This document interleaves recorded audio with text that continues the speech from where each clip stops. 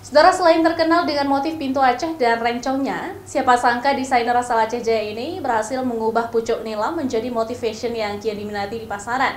Ide pucuk nilam diambil dari banyaknya komoditi nilam di kawasan Aceh Jaya.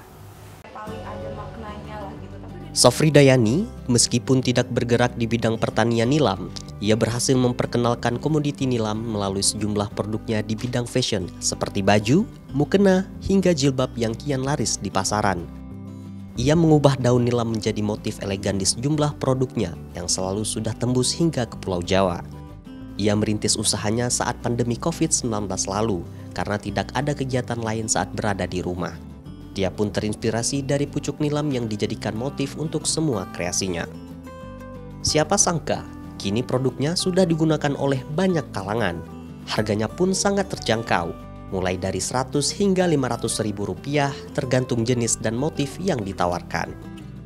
Selain pucuk nilam, ia juga mengambil sejumlah tanaman khas Aceh lainnya seperti selanga dan jempa untuk dijadikan motif pada produk fashion miliknya. Ia berharap meski melalui bidang fashion, tapi produk maupun komoditi unggulan yang ada di Aceh mampu dikenal oleh masyarakat luas.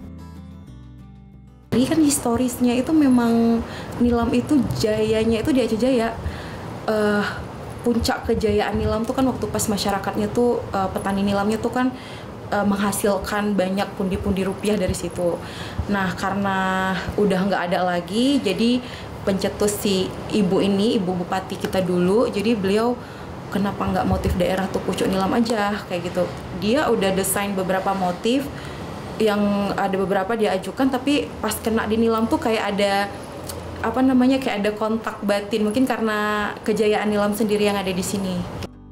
Nilam merupakan salah satu komoditi unggulan yang berada di Kabupaten Aceh Jaya. Hampir 70% masyarakat merupakan petani nilam. Syahril, Kompas TV, Aceh Jaya.